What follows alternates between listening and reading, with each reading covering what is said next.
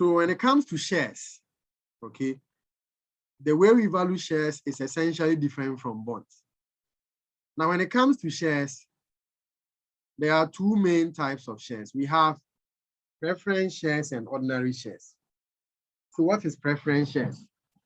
Preference shares is a type of stock or shares that promises a fixed dividend, but at the discretion of board of directors. All right. Yes. So you see something like 5% preference shares.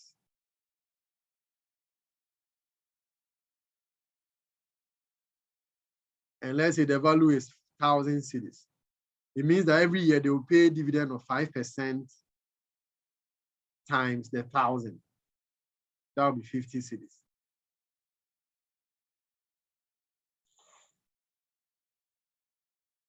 So it promises a fixed dividend payment. Now, sometimes when they don't have money, I've told you that in order of priority, they pay the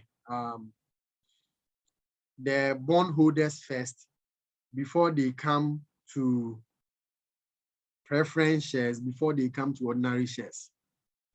So usually, whenever they don't get, because in fact, preference shareholders are not owners of a business. The real owners are the ordinary shareholders. So any year they don't pay preference shareholders, they accumulate the dividends. So in a particular year, they don't get money to pay preference shareholders, they accumulate the dividends. So preference shares are characterized by cumulative dividends. They accumulate it till they get money to pay all. Then we also have something we call participating preference shares.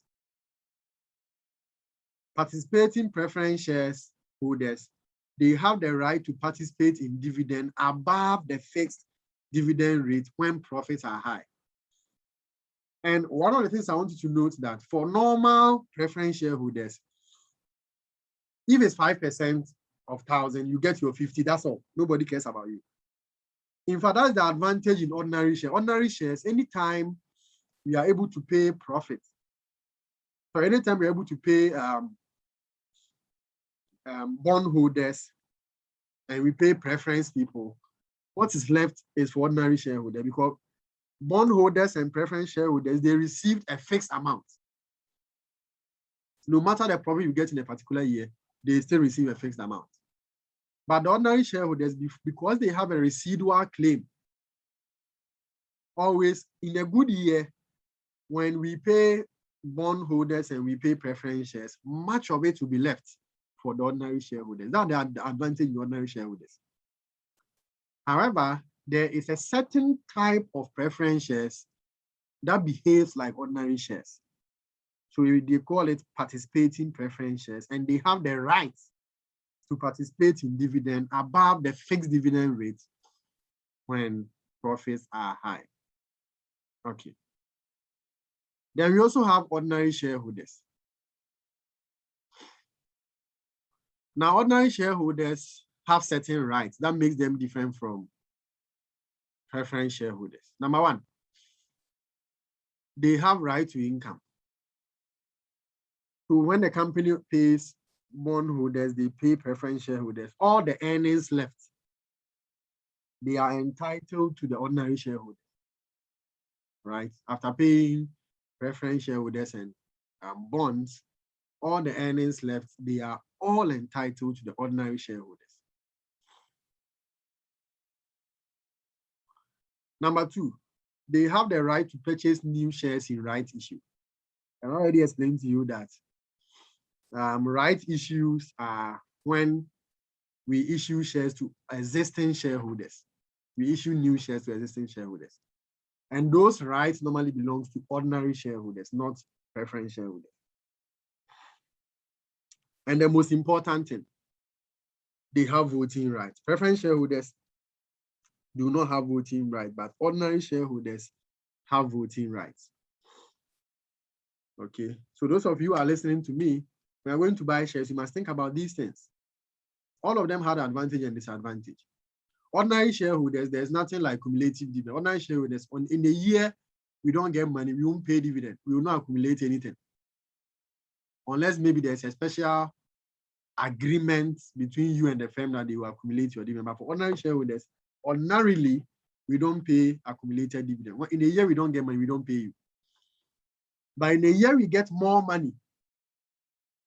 We pay the bond people, we pay the preference shares, and much of it will be left for you if they will pay to you. So that's the advantage in ordinary shares. You also have the right to purchase new shares in right issue. You also have voting rights.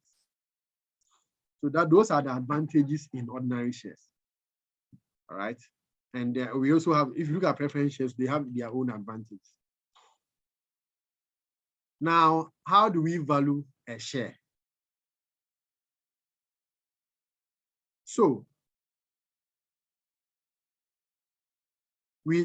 I explained to you that anytime we are valuing any security, technically, the value of a security represents all the money you get from that security till it matures. So for shares, what are the money you get from shares till it matures? Number one, you get dividend payment every year. You get dividend payment every year. So that's one of the stream of cash flows you can get when you buy shares. Number two, when the shares mature and you are selling it to get back your money, the price of the share, when it is sold to it, it becomes an income to you. All right. Like bonds, there are two streams of income in bonds. The coupon payment as well as the par value at the end. So here, when it comes to price as well, you get regular payments like dividend. And then the final price of the share when when the thing matures and then you are selling to get back your money, then the final price you're able to sell it also becomes an income. All right. Now, when it comes to shares, the regular dividend that we receive, we don't use annuity. Reason being that dividends cannot be constant. Unless maybe for preference shares, it can. Preference shares. Preference shares, the dividends are constant because it's a fixed dividend. So you can use annuity to discount the dividend if we are receiving that fixed dividend for a period of time. Or you can use perpetuity to discount the dividend if you are receiving that dividend forever. I taught you annuities and perpetuities. Annuities are regular cash flows, but up to a terminal point. Perpetuities are regular cash flows forever. But when it comes to ordinary shares, the dividend depends on the money we get at the end of the day. So for ordinary shares, the dividends are not fixed. So for ordinary shares, we can use annuity to discount the dividend. They are not fixed. Okay, they are not fixed. So always we discount it one by one. We discount it one by one. We discount the dividend one by one because it is not fixed. It is not fixed. Okay. Let's take an example.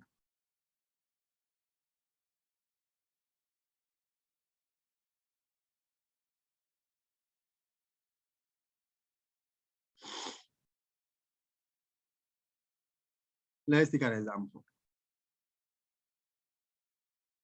Assume you want to buy shares of Trimont Limited, which you expect to sell next year for 5.69.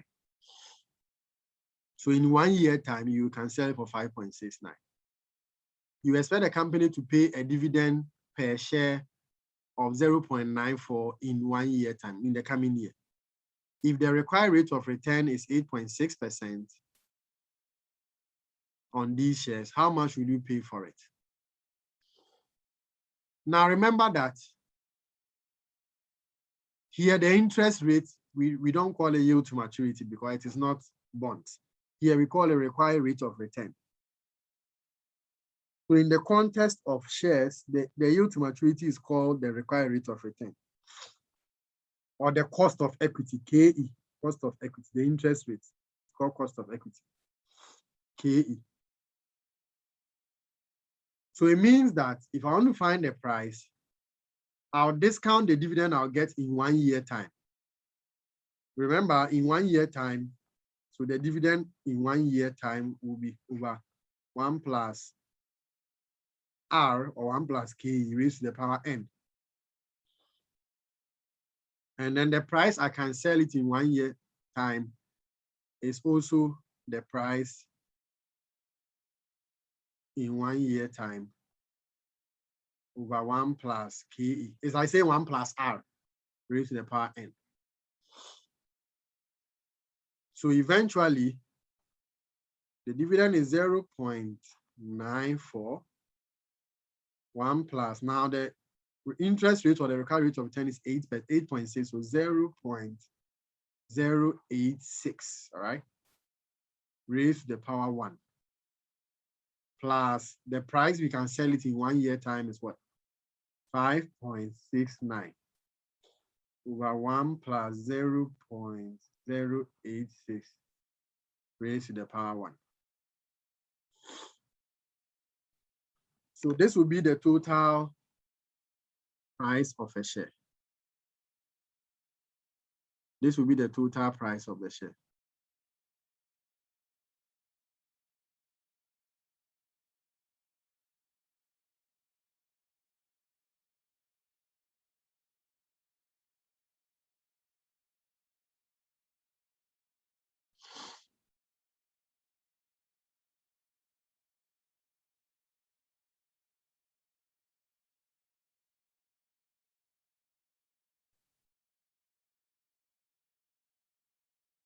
Okay.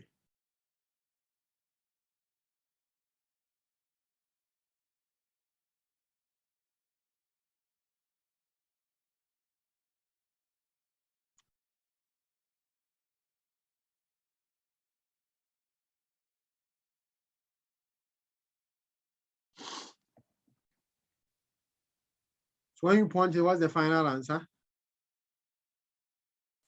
Let's verify the answers in this document. What's the final answer? Oh, there's no even answer in this document. What's the final answer?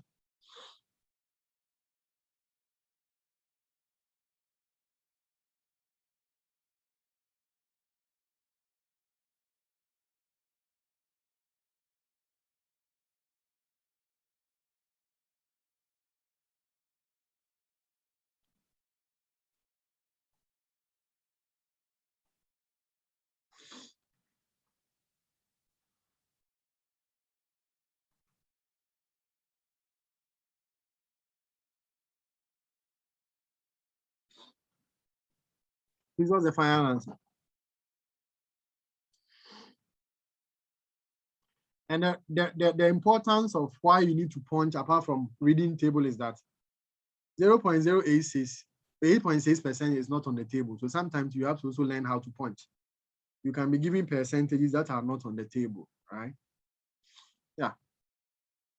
So here you can't do 0.94 times 1 over 1 plus, no, and multiply 0.94 by the factor, because 8.6% is not on the table.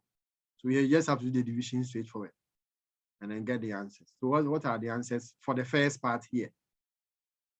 Okay, I believe we are all holding calculators, so please give me the answer quickly.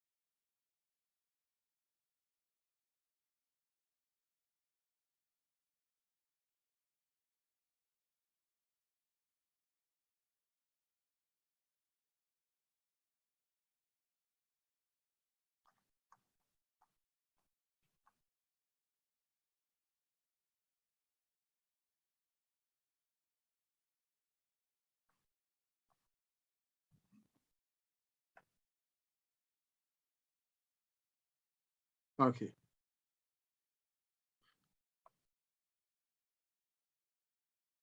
What I said was that, so now what I'm saying is that if the dividend goes beyond 1 year, it means you discount the dividend for year one or period one, you discount for period two, up to whatever year. Maybe it is 20 years. If the dividend is not the same amount, you can't use annuity.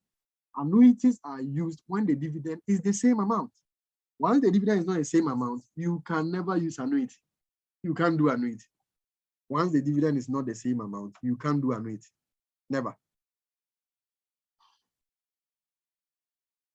So you have to discount them one by one, one by one. So if they are 20, you have to do one by one, one by one. Okay. That is the idea here. Then you also discount the final price. Because I said there are two streams of payment. The regular dividends you receive as one stream of payment. And the second payment is the price. So you discount all of them to present. Okay.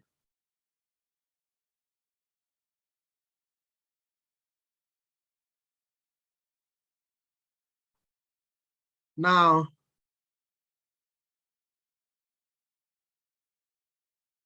let me teach you something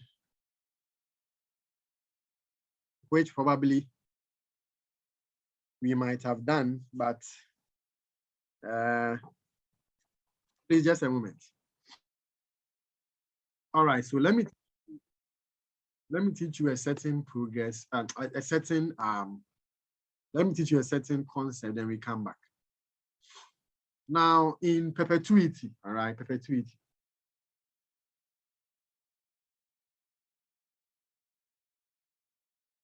Perpetuity, the present value of perpetuity is the payment over R. We mentioned this the last time. Perpetuity. The present value of perpetuity is for payment over R. All right. However,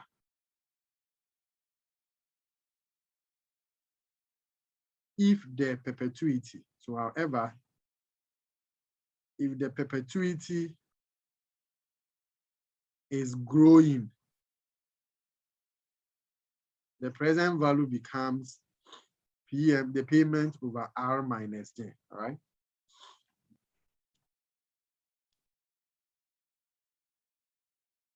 Example, Amma hopes to receive 50 cedis next year.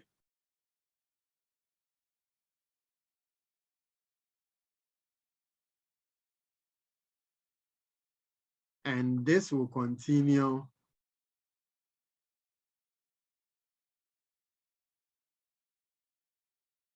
every year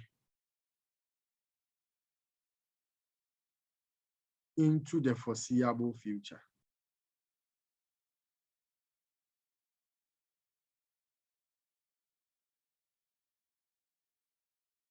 What is the present value if interest rate is 10%? To such a question, I'm digressing a little because I mean these things to have taught you, just I want us to do revision. Because I'm going to infuse it into time, but like I'm going to infuse it into the shares valuation, and then we'll end the discussion on business valuation. So I've told you that the fact that we are receiving something forever or into the foreseeable future, the present value is what payment over R. So it will be 50 divided by 0.1, that will be 500. So let's say this is A. B,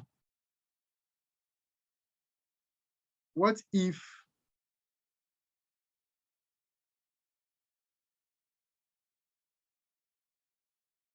the payment will grow at 5%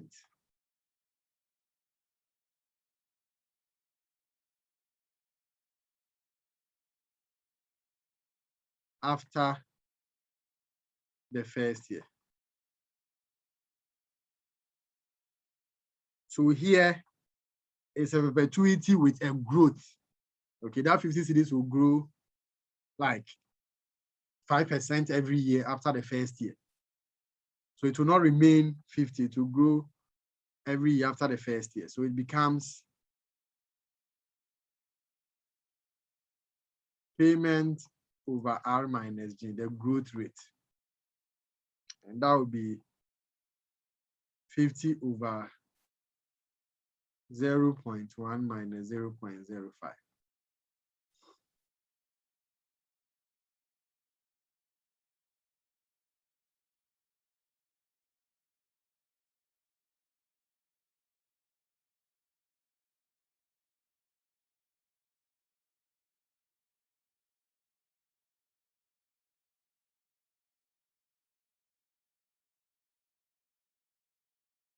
And that'll be 1,000.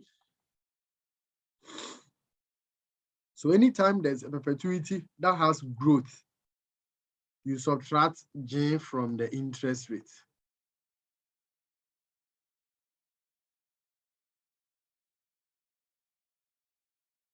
Okay.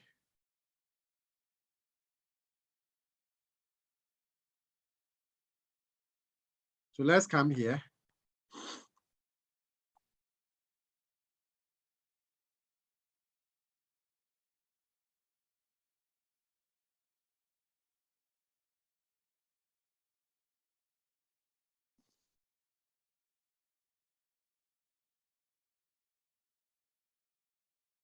So the question says that Champs Limited just paid.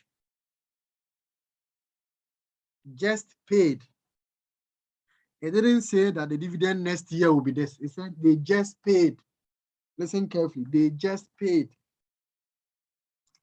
The example, so these are the things that people like, if you mess it up, the whole calculations will be wrong. This one, I said, Amma hopes to receive 50 next year. Okay. But this one,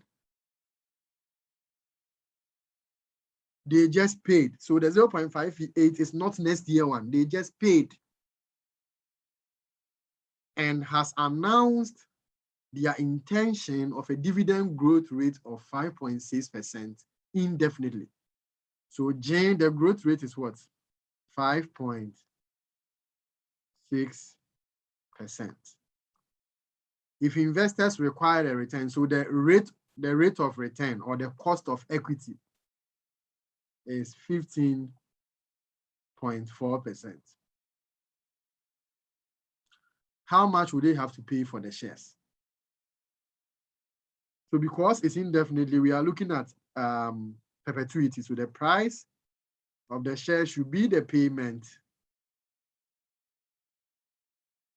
or the dividend. In this sense, the payment is the dividend. So it should be the dividend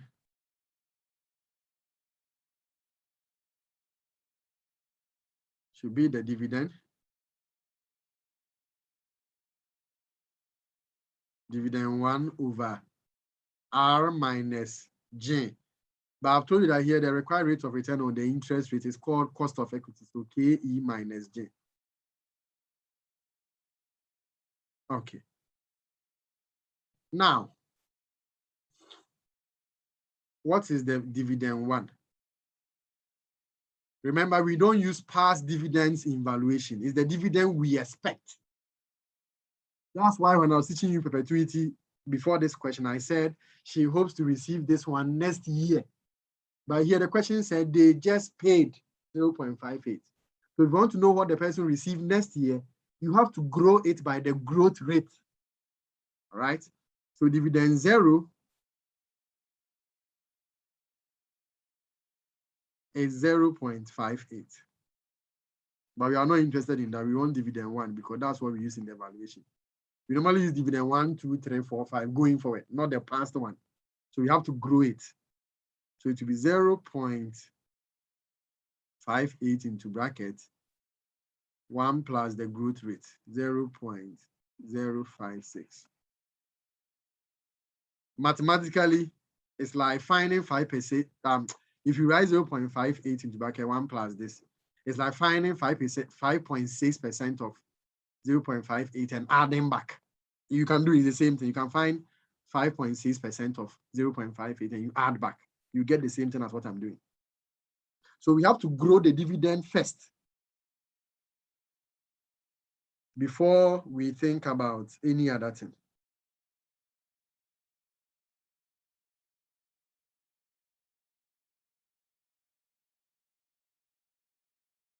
When you grow the dividend,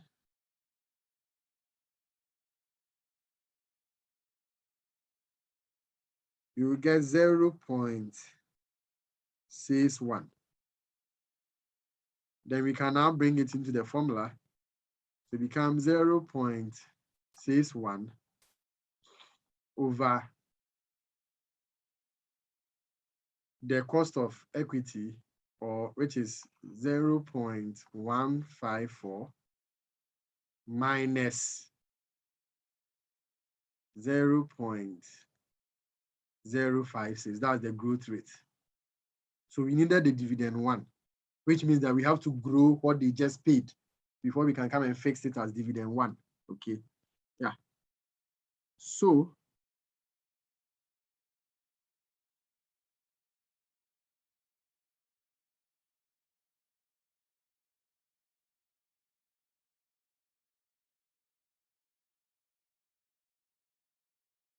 the answer will be 6.22.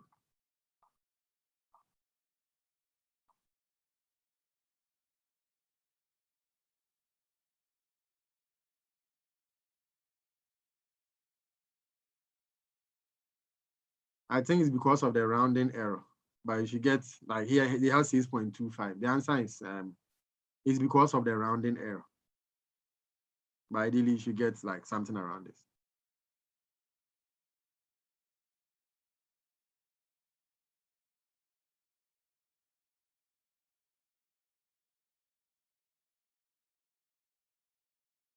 Okay.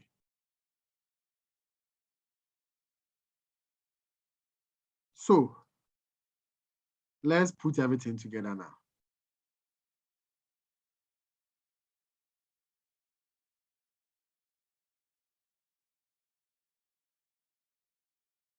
And then we will end this section. I want us to finish at least cost of capital, and then we go on our break. All right. At least let's finish cost of capital. Then go on break. Sorry, business valuation. So that when we come back from break, we deal with cost of capital. Okay. Yeah. So there are just about 4 more slides remaining, and then we are done. So example 15, Skip Hop Limited Management has declared 0.39 to be paid at the end of current financial year. So 0.39 will be dividend 1, the one we are yet to pay. I am making emphasis because you can get this question easily wrong. Okay, something paid will be dividend 0, but they have declared a dividend of 0.39 to be paid at the end of the current year. So in 1 year time, they will pay 0.39. It is yet to be paid. Okay, so dividend 1 is 0.39. It is yet to be paid. We've not paid it. They expect to increase dividend by 8.4% for 3 years after the next dividend. Analysts believe that the company's dividend growth rate will settle at 3.5 for the foreseeable future. If the financial market expects 12.4 return on their shares, what will be the fair price of the shares? Now let's remember that the value of current dividend, okay, value of current, sorry, we don't know the value of current dividend, but the value of the first dividend they are yet to pay is 0.39, what they are yet to pay, all right? And it will grow at 8.4% for the 3 years after the next one. So it means that from dividend 1 to dividend 2, it will grow by 8.4%. Dividend 2 to dividend 3, it will grow by 8.4%. Dividend 3 to dividend 4, it will grow by 8.4%. It will grow 3 years after the next one. So it means that that's how it will look like. Then after that, it will settle at 3.5%. So that will be somewhere at dividend 5 going. So settle at 3.5%. Then the rate, the cost of equity is 12.4%. So this is how a typical dividend question are set to. Typical one. All that we've done there, it was just introduction to help us get here. So I've said I always look at where if you miss the first dividend, you are doomed. If it has already been paid, you grow it when you are computing dividend one. If it is yet to be paid, it means that that money represents dividend one. You don't have to grow it. Okay. All right. So let's look at it.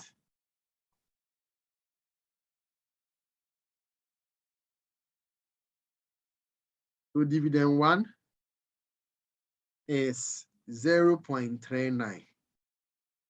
Dividend two, it says that after dividend one, it will grow by 8.4%. So it will be 0.39 in bracket 1 plus 0.084. It is growing by 8.4%. So you can imagine the disaster that you have if you grew the first one. It will run through. All your answers will be wrong.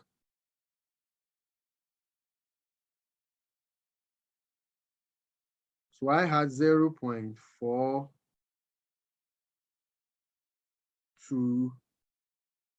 Let me see how many decimal places the slice used.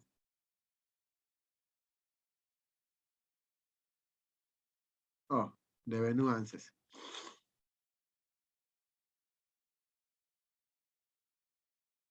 Because it's money, we can leave it at 2 decimal places, okay?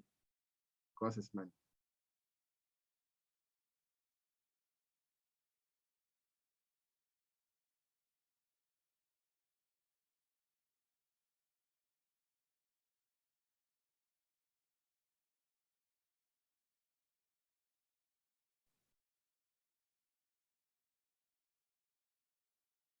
And dividend 3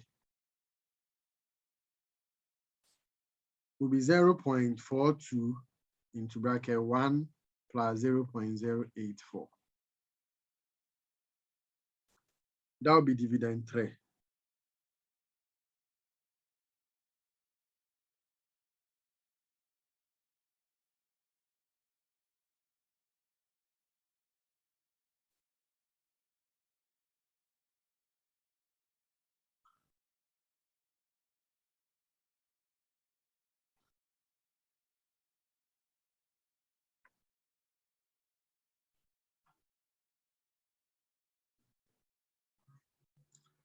And then dividend 4 will be 0.46 into bracket 1 plus 0.084.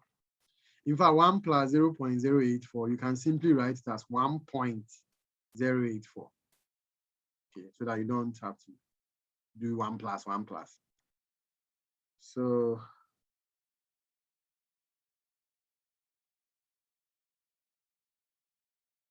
(0.46) into brackets. So you get 0.49. So if you round it to decimal, that'll be 0.50 in terms of 2 decimal places. Yeah. Okay. Then the question says that when it grows 3 years after that first one, it will grow at 3.5% forever. Yes, good. It will grow at 3%. It will grow at 3.5% forever. So it means that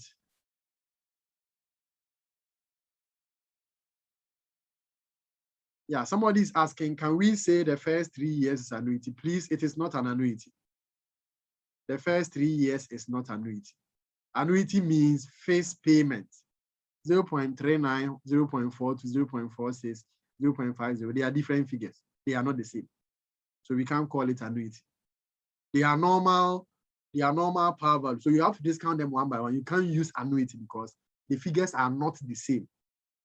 Annuity means the same amount for a period of time. So looking at the figures are 0.39, 0.4, 0.46, and 0.5, they are not annuities. Okay. All right. Then from dividend 5, it will be 0.50, but now it will grow at 3.5%. So 1 plus 0.035. That will be dividend 5. So after dividend 4, it will grow at 3.5%.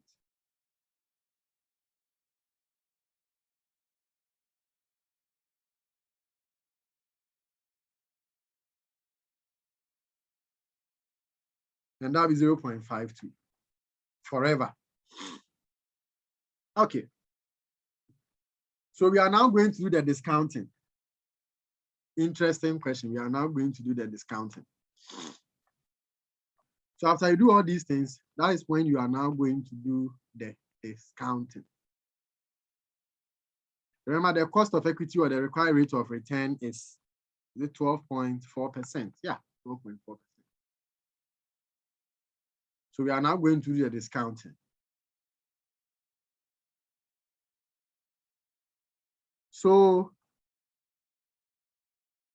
the first one will be 0.39 over, you see, it is the amount over 1 plus r raised to the power for year 1 plus dividend 2 over 1 plus r year 2. So you have to discount all of them one by one. Okay. It's like saying future value over 1 plus r raised to the power n. You have to discount all of them one by one because it's not an annuity, right? So remember, the cost of equity is 12.4%, all right? So if you do 1 plus 0.124, that's 1 plus 12.4%, it becomes 1.124. 1 plus, so I'm writing it straightforward, all right? 1 plus 0.124 becomes 1.124 raised to the power 1 plus the second year, 0.42 over 1.124 raised to the power 2. The third year, 0.46 over 1.124 raised to the power 3. The fourth year, 0.50 over 1.124 raised to the power 4. Okay. Now, let's look at something interesting about the fifth year. This is the confusion. So please listen carefully. Once we get it, once we get this, any dividend question should be easy for us. Now remember, from year 5 going, it is a perpetuity because the question was emphatic. From year 5 going, it is what? A perpetuity. The question was emphatic. It says it will settle at 3.5% for the foreseeable future. So it means that from the end of year 5 going, okay, from the end of year 5 going, it represents perpetuity. So how do we discount perpetuity? And remember, it is a growing perpetuity because it will grow at 3.5% from year 5 forever. It is growing at that rate forever. Okay, it is growing at that rate forever. It is growing at that rate forever. So it means that we will use the formula of growing perpetuity. So it will be dividend for year 5 over R or KE minus J because it is a growing perpetuity. All right, it's a growing perpetuity, it's growing forever. So you do R minus J or KE minus J. All right, and this will become 0.52 over the cost of equity is 0.124, that's 12.4%, 0.124 minus the final growth rate is 3.5%, so 0.035.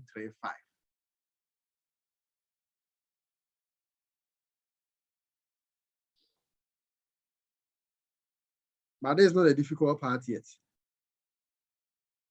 So 0.52 divided by this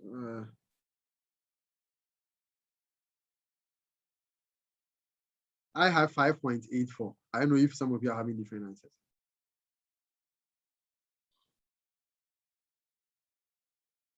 Okay. Now let's listen carefully. Here is the difficult part. The 5.84 will bring you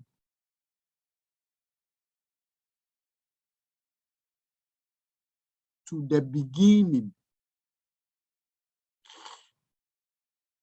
of year 5 or ending of year 4.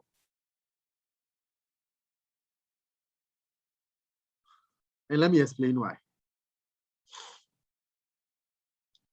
Let's look at this. Amma hopes to receive 50 cedis next year. What is the present value now? Okay. So when we use this formula, this 1,000 cedis is the present value now. Okay, because she'll receive 50 cedis at the end of year 1, and that will grow forever. So it brought us to the beginning of year 1, which is now. But look at the question. Look at the question we are dealing with. This 0.52, she'll receive it at the end of year 5.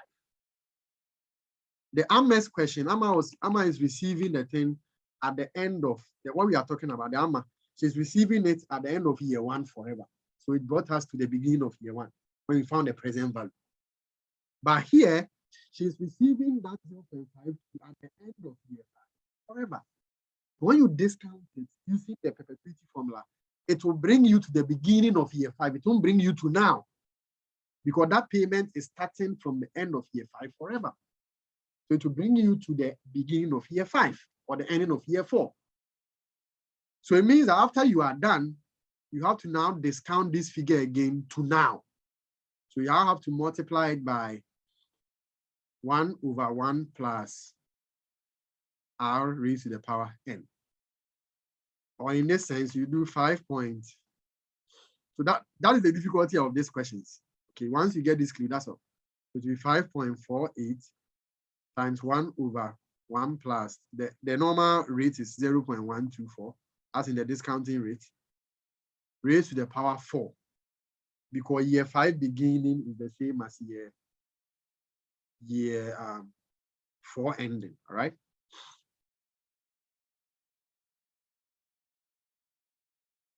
Now it's 5.84, not 5.48, okay. When you punch, did you get 5.845? Let me see. Yeah, it's 5.84, yeah. Thank you.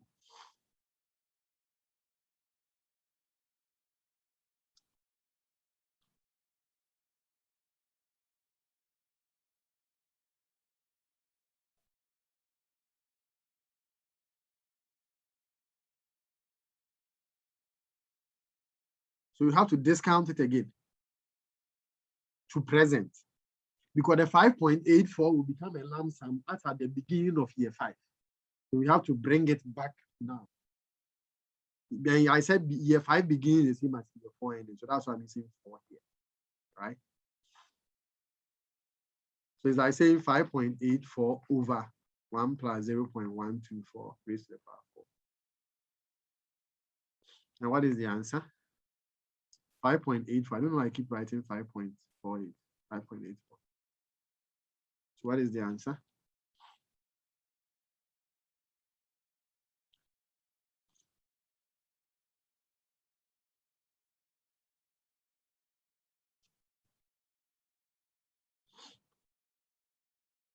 $3.67.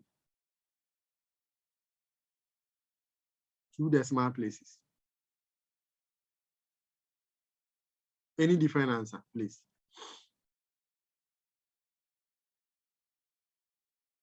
Sorry, 3.66. Sorry. Any different answer? Okay, okay, good. So now let's put everything together now. So this is the formula. Price. Dividend 1 over 1 plus KE raised to the power 1 plus dividend 2 over 1 plus KE raised to the power 2 plus dividend 3 over 1 plus KE raised to the power 3 plus up to whatever that will be dividend N over 1 plus KE raised to the power N plus dividend N into bracket, the final growth rate is 1 plus, let's say J1. As in the growth rate, that will be for the forever. Over KE minus J1. So this will give you the present value as at the beginning of the last year here. So plus 1 over 1 plus KE. So sorry, times 1 over 1 plus KE raised to the power N. So there's the formula. So in this contest that we are doing, it was 0.39, if you remember, 0.39 over 0.39 over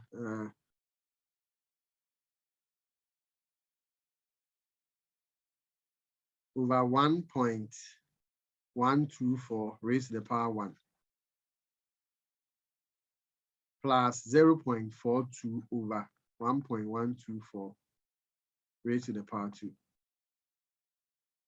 plus 0.46 over 1.124 raised to the power 3 plus 0.50 over 1.124 raised to the power 4. Then the funny part. The funny part was 0.52, or you can say 0.50 into bracket, like because the DN was for the last period, which is period 4.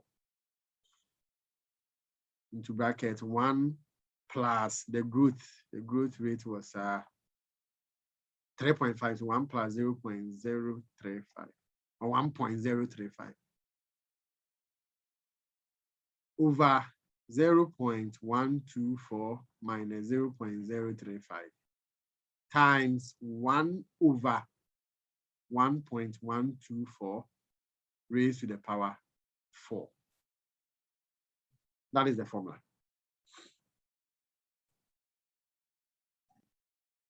So this was the part that you guys were giving me the answers.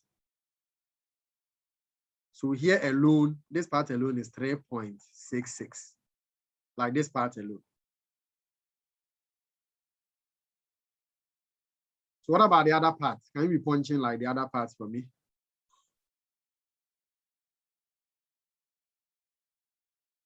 So when I do .DN, when I do .DN here, it simply means it can even be 30 years or 20, here it was 4 years.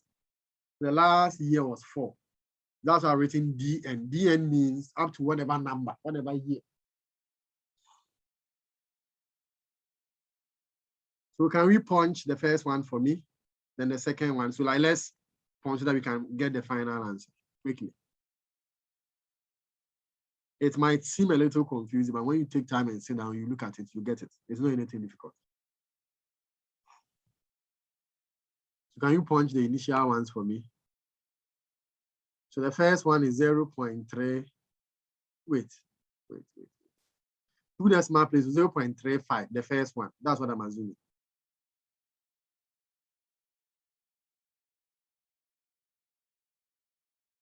Please, when you punch and type the answer there, just write year 1 is equal to, then I know which one you are referring to. Okay.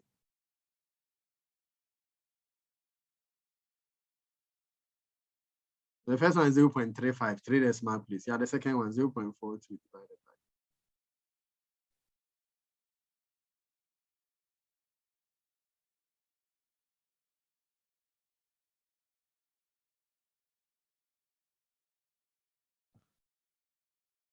So the second one, 0.33. Good.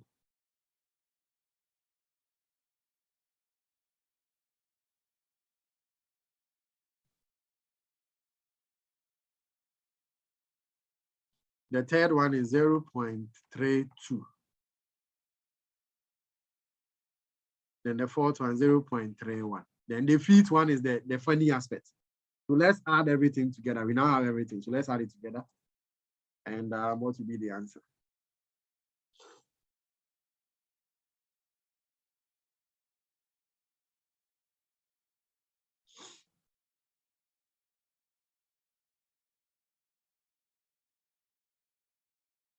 Somebody says all 1.32, 2 decimal place. No, we've not added this part. Yeah, so let's add everything.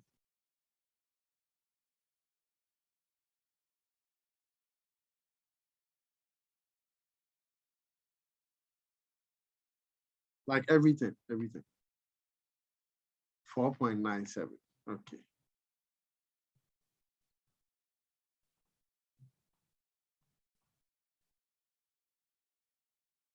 Good. So that is so a typical exam question looks like this. And you can get a question like this for 10 marks, like 10 marks.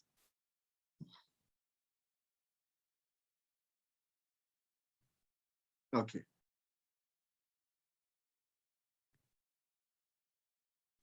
So always listen to the question carefully. Remember, if you miss, like if the question gave you past dividend, it means you have to grow even dividend, or you have to grow it. Maybe the question says we are yet to pay the first dividend, you don't grow it. I keep repeating myself. If you do that and you grow the first one, even though the question says we are yet to pay, all your answers will be wrong, because D2 will be wrong, D3, D4, like it will run through. So always look at the question carefully. If the question says they just paid, it means you have to grow the first one once they give you a growth rate. Unless the question tells you that, okay, even though they just pay, don't grow the first one. I mean, just be flexible too. Of course, also you have to also be flexible. But get that understanding. Okay. So let's wrap up with this and then we go break. The last one, price earning valuation. Price earning valuation of shares. Now, when companies do not pay dividend, the dividend valuation model is difficult to apply. The dividend valuation model we just did, if a company doesn't pay dividend, it's difficult to apply it. So therefore, when that happens,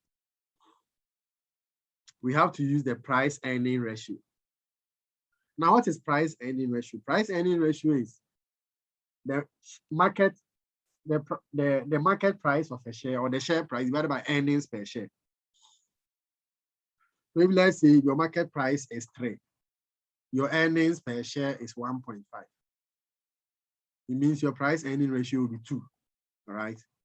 It means that your earnings is yielding twice as price in the market. Your earnings is yielding twice in the market.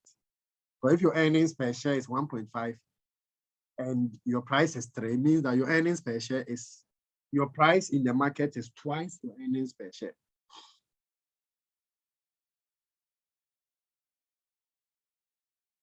Okay. And always, analysts will often adjust the industry price earning ratio to take account of firm specific factors.